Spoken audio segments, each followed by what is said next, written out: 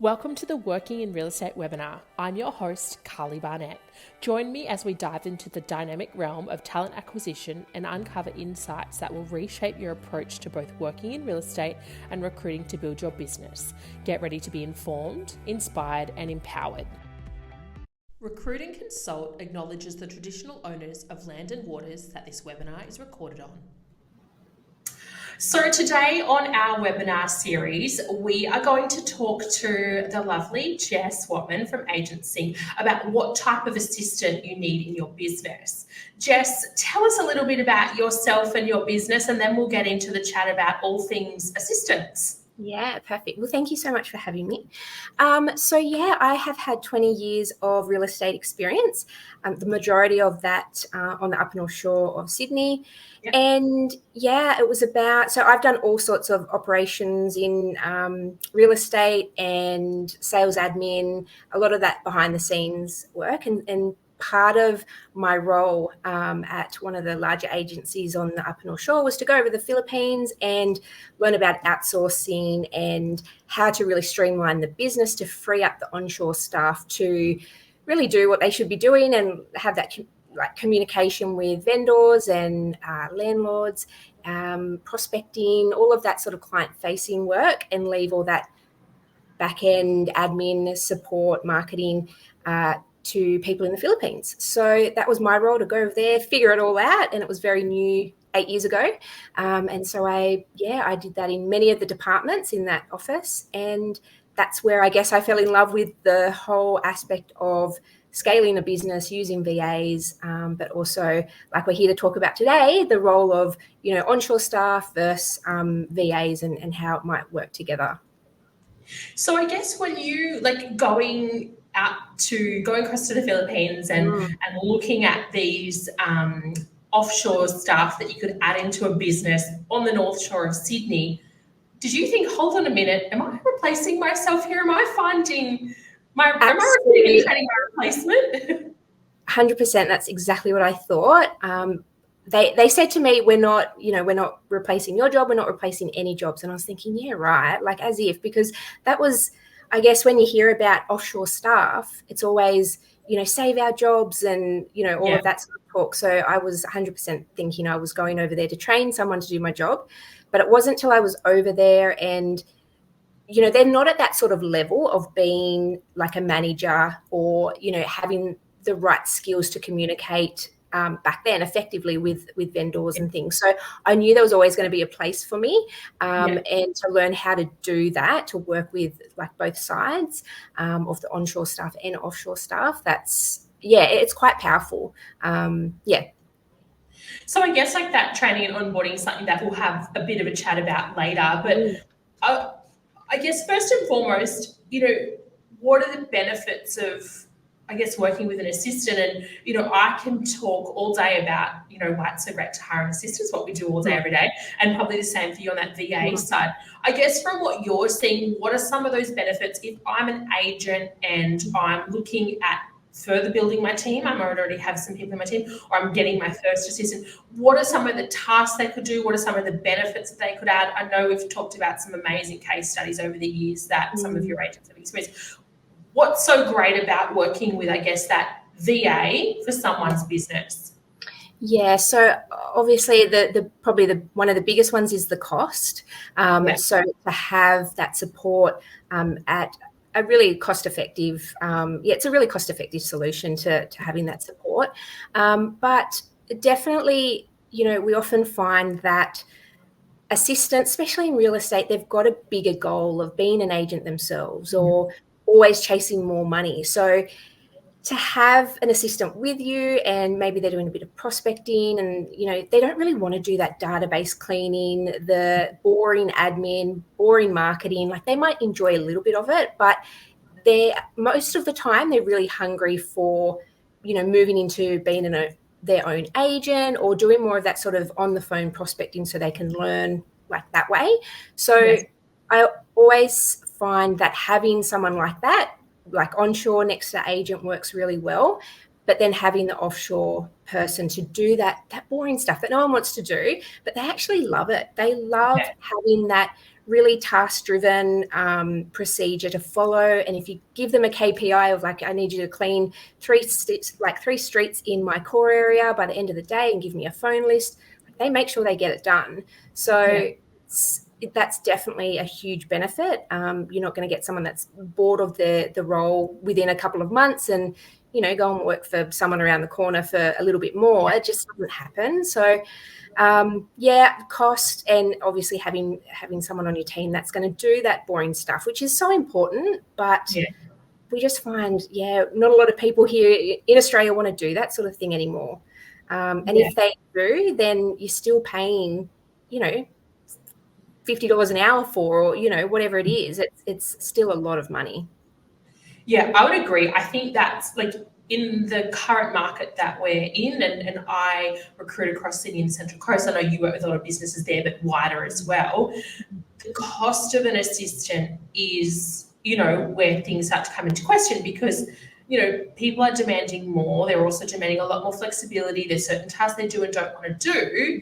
I can see why there's a real positive there to look at someone offshore, because there's a lot of stability from those offshore assistants. Once they lock into a role, from what I've seen, they stay. They don't tend to move around and because and the price difference for them, if they were to look around, it's not going to fluctuate by tens of thousands of dollars a year like it does here.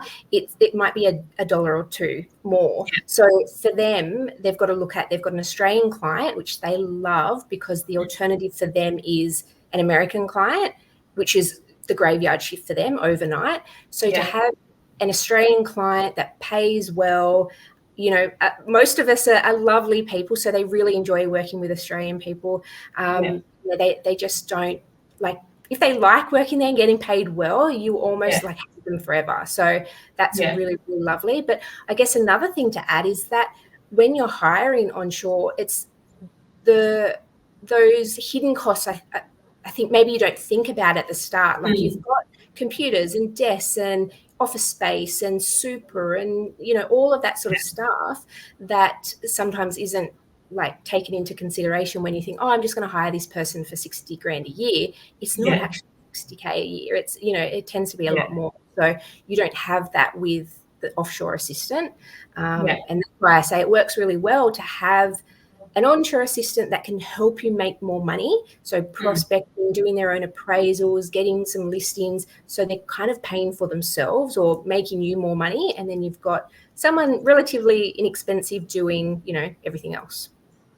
Because if you're an agent that's had an assistant, it's very hard to go back and not have one again. And if you're getting to the point where you think, I'm ready for an assistant, I mean, the sorts of things, like if they were onshore, it could be like you've mentioned, like some of those prospecting calls could be callbacks from opens, it could be going to photo shoots, it could be attending a styling appointment, exchanging contracts, doing a pre-settlement inspection, running a set of keys around. That's a whole day of tasks in itself. Even if you're focusing on one suburb, by the time you're running from one end to the other with keys, inspections and everything, all the other stuff that needs to happen, like preparing call lists, updating database, creating vendor reports, entering listings into the system, preparing proposals, that's all another day of work there if you're quite a high-performing agent. So I think if you are busy enough for both, have both, and have someone that does a lot more of your, what they would call those dollar productive client-facing activities, and then have someone that can do everything in the back end so that's all moving. If you can't afford both, then I think it's looking at, what do I need from this assistant for my business? And write down a list which becomes a job description of, these are the sorts of tasks that I get bogged down in that I don't want to do anymore. Because if you love the prospecting and the inspections and everything, then a VA could be perfect for you because they can do all the admin that you don't love. If you love all the admin, and you want someone else to be prospecting and bar appointments and chasing keys up, then maybe someone in-house onshore could be good for you. But I think you really need to sit down and analyse, what tasks in my business do I want to push on to someone else? Yeah, absolutely. And I think when you're thinking about what sort of assistant do I need, you have to look at what you like doing, what you don't like doing, but also the growth that you want for yourself in the next year or two. So, you know, And I guess, I mean, lots of things can come into consideration, like how healthy is your database? Do you need a whole lot of data? Do you need it cleaned? Have you just changed agencies and it's all a bit of a mess? Like what do you actually need help with? I think I do speak to a lot of agents that like the thought of a VA and, you know, because it's cheap and, you know, they think it's going to be a great help, which it absolutely is, but you also have to put in the time as well to train them in how you like doing things and what you expect and all of that. So you need to be able to spend the time doing that as well. But you're setting yourself up for growth in the next year. 100%. Write down, look at what you're doing on a daily basis and what's going to free you up to get to your goal as well. Yeah. So if I call you up, I'm an agent and I'm thinking of getting an assistant, and I tell you the sorts of things that I think I need. If I'm saying to you, I need someone to do calls, I need someone to put signs out, do you happily push back and say, no, I don't think that's the assistant for you, and you'll guide them on what a VA can and can't do for them? Absolutely. I do know, I have actually interviewed a few VAs that have done like cold calling for Australian real estate agents, and they've come to me and said, like, you know, this is my experience, and actually say, look, you've got great experience in Australian real estate, you know, happily put you into a VA position, but it won't be making calls. I just wholeheartedly believe, and I probably could have a little team making calls, but I just don't think it's the best thing for the agent or the agency. Let me outsource everything else for you. I can do the admin and the marketing and the database and, you know, everything else, but you should be making the calls there, or your assistant onshore. There's no better person to get on a phone with someone that you don't know or you've just met in an open home and talk about the market, talk about their home. A VA can't do that. A VA, you know, a lot of them have great English, but they've still got that American twang to it, and there's that lag when they get on the phone. So people will know straight away, and it can be quite damaging to your personal brand. You know, you'll get people talking at the cafe, oh, this agent, you know, called and was someone from the Philippines, and it's just not, you know, it's not a great look personally. So I always push back and say, I happily refer you to, I've got a couple of, one of them is actually a client of mine who has VAs working doing data entry, but she's a prospecting company for, you know, and she's onshore and her team is great. So happily send her that way. Or if, you know, an agent calls me and they need an assistant, you know, I push them to you guys, because it's always what's best for the agent. There's nothing worse than saying, yeah, take a VA. And then 2 months later, they're like, Jess, this isn't working. You know, you've got to do what's right for the agent. Absolutely. Yeah. And I think that consultative approach when you're helping someone is so important. Like, we definitely try the same as well. I've had lots of conversations with clients that have said, we need an assistant. Like, we can't find someone that's working. What do you suggest? Do we go VA? Do we try this? And we talk through the solutions. I've got a VA myself in my business. So I feel as though I'm equipped to understand what they can and can't do, but I also know what someone onshore can do for a client as well. So I think it's, if you're going to have a conversation and want to know, is it for me? You want to have a conversation with someone that's going to tell you the good and the bad of it. Because, I agree. I think the phone call side of things, with so many scams that we get today, I think people could be a little bit dubious or suspicious, or they might start talking about, oh, the one around the corner that just sold and this new cafe is coming up, and what do you think about the price of that? And it could sort of, that conversation could lose momentum to get that for the clients. I think the admin stuff's a lot better.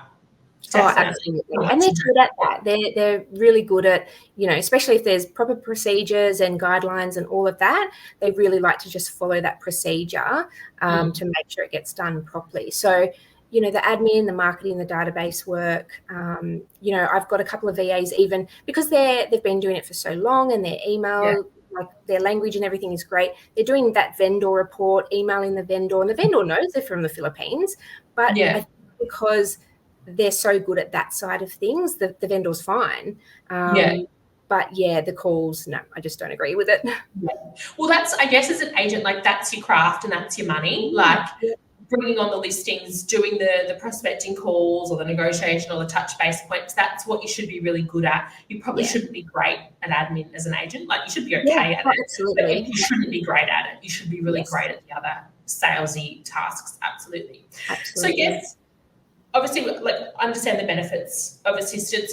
What are some of the downsides to consider? I know we've obviously spoken about, like, the phone calls is probably something that you couldn't get a VA to do, and there's some onshore assistants I would not put them on the phone either, and there's others I would touch my admin that I would put on the phone every day. Absolutely, yep.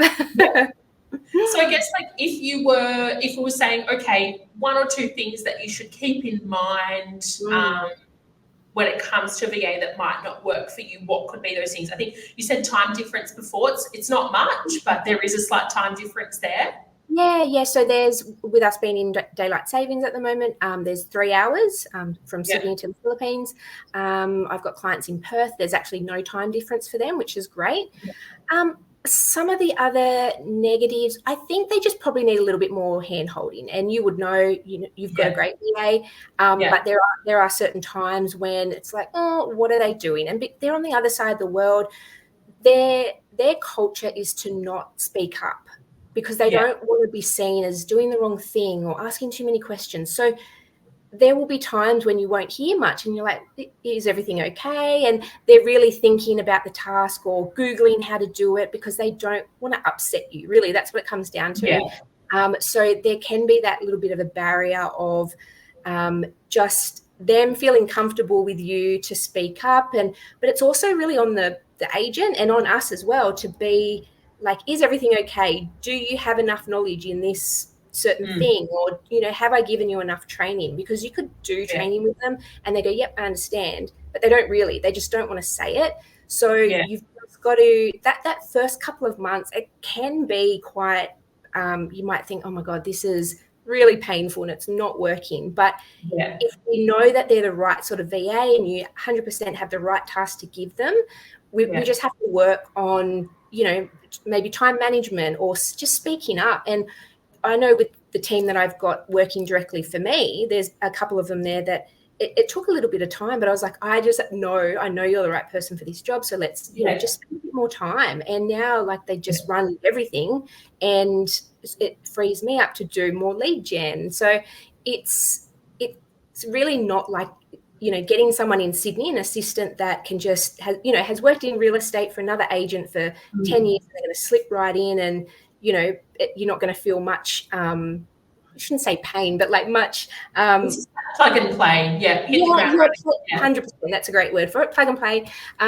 With my VAs that I hire, I always try and find Australian real estate experience or US real estate experience because it's quite similar. So, but if we can't, we look, university educated, and we look for all these great skills, and then I can teach them real estate. That's pretty easy, and the tasks they're doing. But there is still that bit of effort from the agent or the agent's assistant if they're getting a VA to do extra training. So I'd probably say that's one of the biggest. I guess it's not a. They're just not plug and play, like you said. It's something to be aware of. 100%.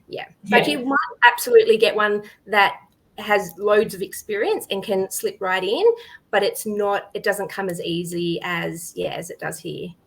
And I think, like, I've even seen that with some onshore assistants because each agent runs differently and their processes and systems and expectations. When you get some of the highest performing agents, they are such well-oiled machines. When you pull someone out of that machine and put someone else in, there is an adjustment period there. And, that can happen the same offshore. I think we're seeing onshore some of the frustrations with admin at the moment is the demands for flexible hours for the work from home, and not every business wants to or can accommodate that. We try and encourage it wherever we can. Salaries are growing quite a lot, and for some assistants, they're not growing enough.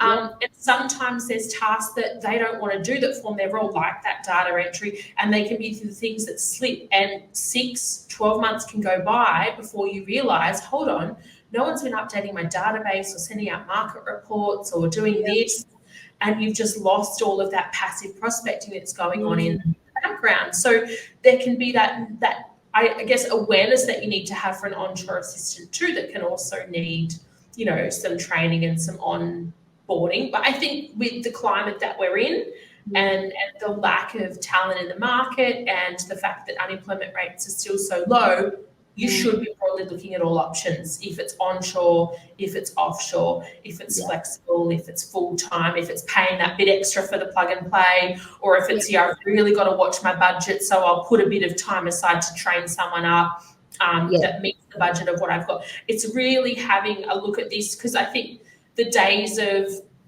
okay, there's like 5 assistants I can interview, they're all experienced at 60K, they're all like anything for the job with me. We don't really see that as much anymore. It could come back, but we're not really seeing that like we used to several years ago. Yeah, it's so interesting to think about it like that.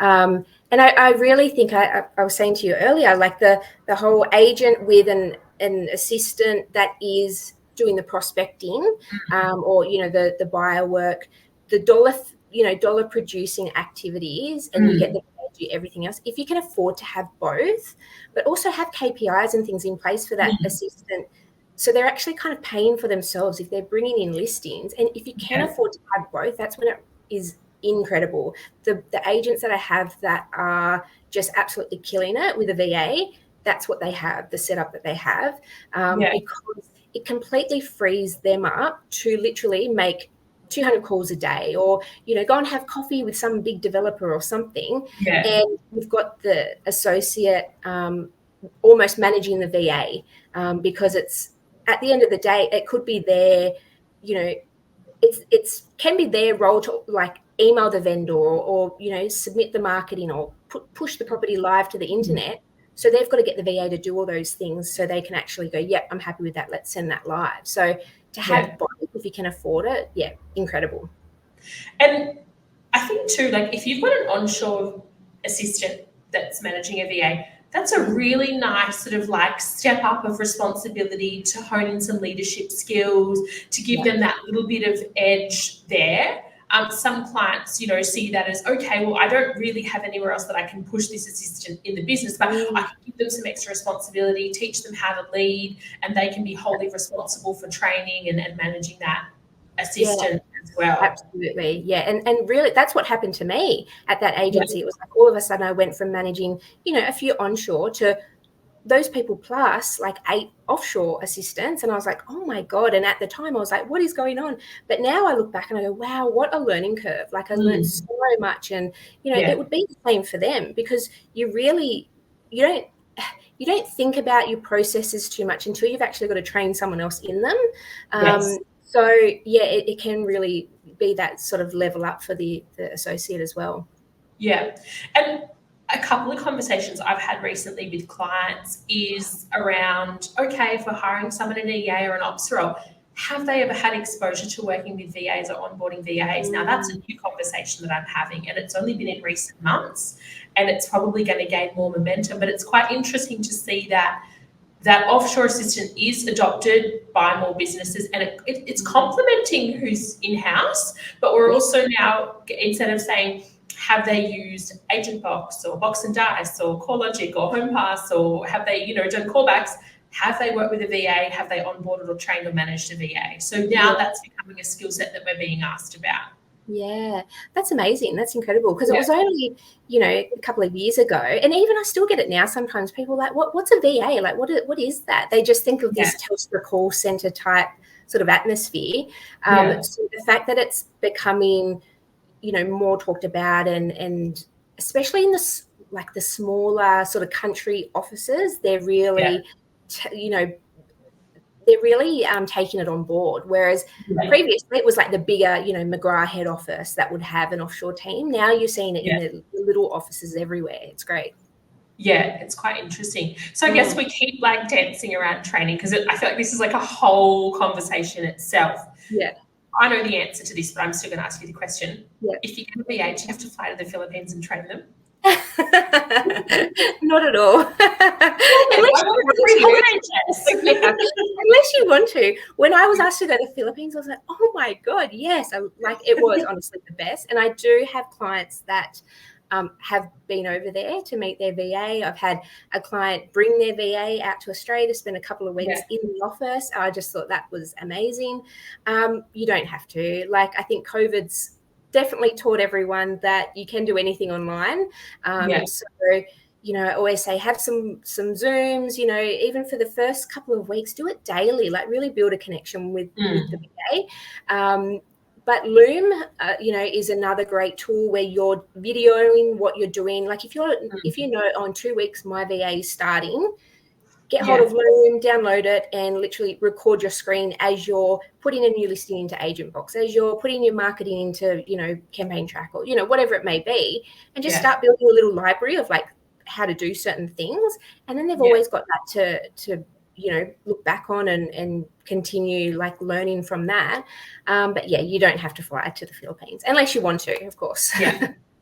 So when you get an assistant on or offshore, like best practice is to have a position description. So if you're going to go down the path of hiring someone for the first time or change the structure of your business, you want to map out the tasks that they're doing. So you want to be clear on day one about that and sit with your VA, I assume, and go through, this is what you're going to do and this is what each of these tasks does and this is why we do what we do. And I would always say to my onshore clients to do the same. Even if you've got an experienced assistant, they might have done it differently. Assume nothing.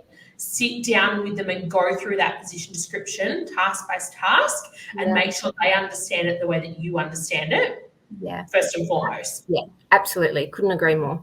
Yeah.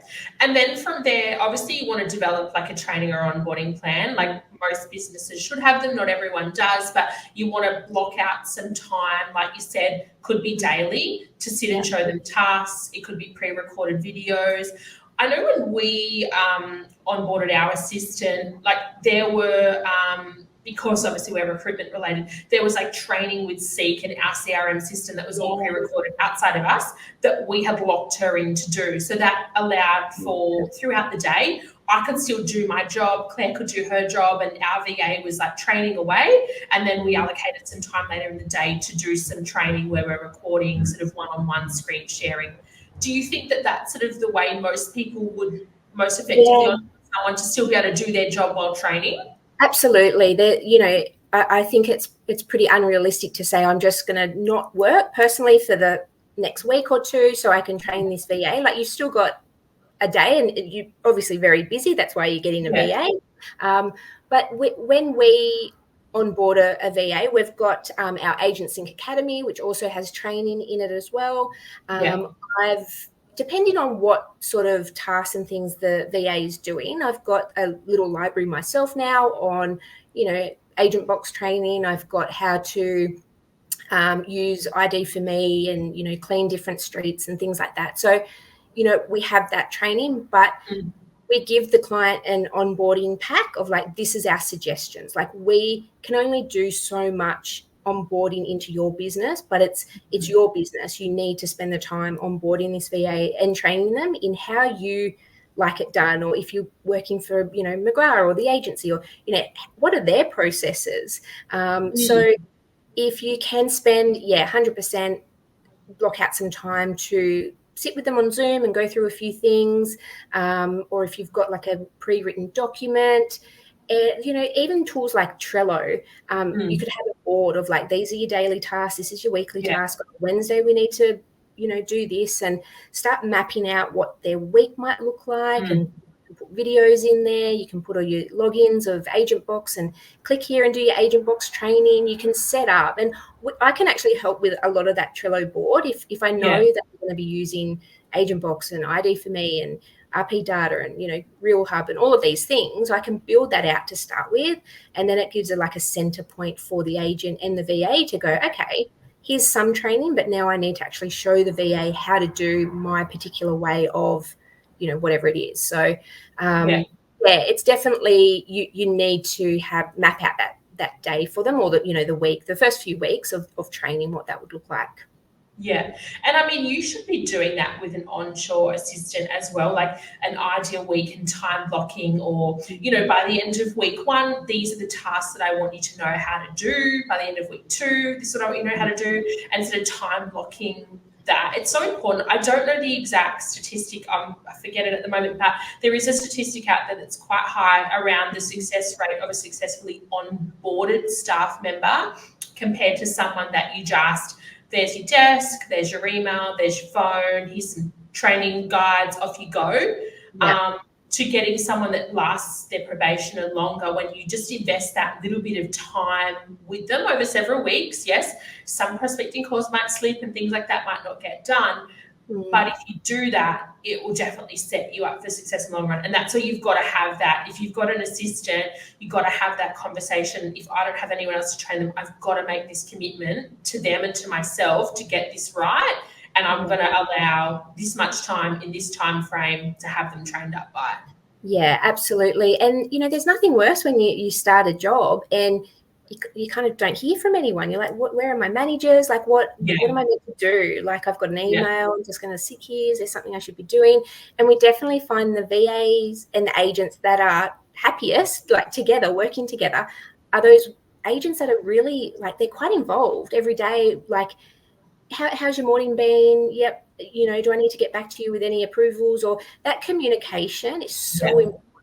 Especially for keeping the VA motivated as well, because they're on the other side of the world. They want to they want to feel included and part of the team. And there's nothing worse than they're off on a team lunch or something, and they're like, well, what about me? Almost. So we often send a little lunch to the VA just to help them feel included and part of the team. So it's that communication's huge. Yeah. And I think if you've got an assistant that's sitting with you in your office, like a morning WIP meeting is important because there's so many moving parts and there's conversations that happen after 5 o'clock around offers that have come in, price changes, appraisals, new listings coming into the market, bar appointments cancelled. You should be having that WIP anyway if it's in-house or virtually, even if your team are working from home that day and they're an onshore team, about what's happening, what are our top priorities, what didn't get done yesterday, what have you got on your list? What did you get stuck with yesterday? But also even an expectation list of these are the things that we generally do on a Tuesday, on a Wednesday, on a Friday. Friday would be prepping for your opens, getting your packs, your keys, your brochures, your contracts, your pointer boards ready. Those sorts of things. Your VAs might be putting, information summaries together on a Friday for opens. So it's having those tasks set out on what day we achieve what things so that then nothing can get left to interpretation. Absolutely. And even a group chat, it sounds so simple, but to have a group chat, if there's 3 of you, if there's the associate agent, that group chat, just to pick up on, we've got an offer on this one and we've got, this happening on this one and, I need to call this person back. They're going to start to understand how you work as a team, what happens, and just, that, I can't even tell you that communication is just so important. So some of what we covered on before is about culturally the Filipinos don't like to rock the boat and they don't like to speak up and everything. It's like they're so pleasant and so cheerful to work with, but sometimes it can be hard to know whether or not they're happy, they're enjoying it, they're stuck. And I think through that training you have to build that trust and that giving them permission to speak up. We've had that with our VA where we've had 2 conversations where we've had to say, right, what's really going on? You're not going to get into trouble. And our VA's let her guard down, and it was nothing major, but she let us know what's going on, and it was so fixable. We adjusted a couple of things, and she was rocking.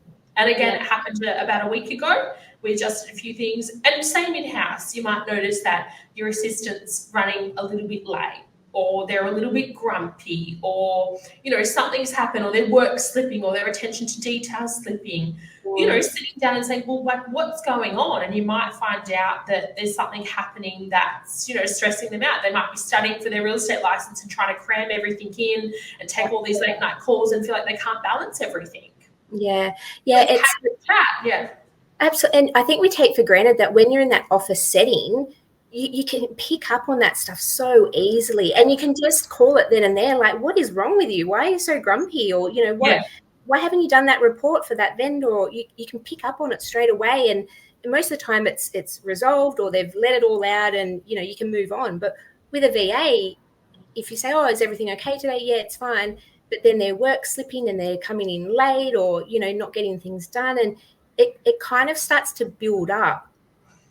And I think in your own head, you're like, they're not working, they're doing this, they're always late. And it's like, you build it up yourself. But if you've got that like permission with each other to just be like, talk to me, what is wrong? And I've had the same many times with VAs, and it's like, you're not going to get in trouble for anything. Like, we've all got lives, and if you need to start an hour later on a Tuesday because your kid's got swimming lessons or whatever, they're the same as us. You know, they drop their kids. Human beings.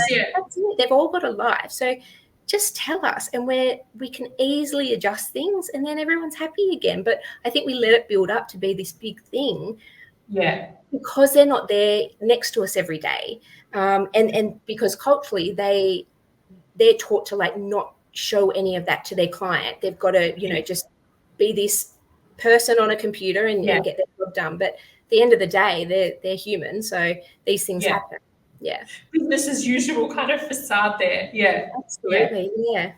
So with training, so we're looking at having like a set position description and going through that with the VA or the onshore assistant. We're looking at time blocking and allocating time for training over a set window.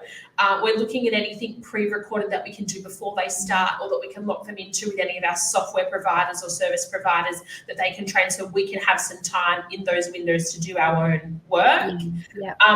Also, you mentioned, like we've just spoken about quite heavily, that the communication side of the training and creating that open dialogue and that daily whip, so that everyone's aware of what they're doing, and those chat channels, if it's Teams, if it's WhatsApp, if it's Google Hangout or whatever it is. Is there anything I'm missing when it comes to training an assistant offshore that they should put first and foremost in front of their mind? I think if you can, it's always great to have some KPIs around just little things. And it's not to, I guess, track them. And they're motivated by money, like we all are. So if they know that they're cleaning data and you happen to get an appraisal out of that data, congratulate them. Like, even though, that's their job, but it's like, we want to be praised. We want to be, feel like we're contributing. So if you say to them, look, you're going to clean all this data, if I get an appraisal out of it, and if that turns into a listing, you're going to get a $50 bonus. And to an agent, $50 is nothing, but to them, their mind would be like, oh my God. So any little thing you can do to keep them motivated, keep them really enjoying what they're doing and being part of the team.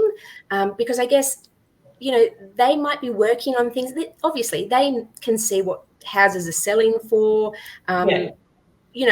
They think, oh, this guy's making millions and millions of dollars. And, so if you can just, I guess we always think that the associate agent needs like a small commission split or something, but, put something in place for them. And it doesn't have to be a lot, but it can really help.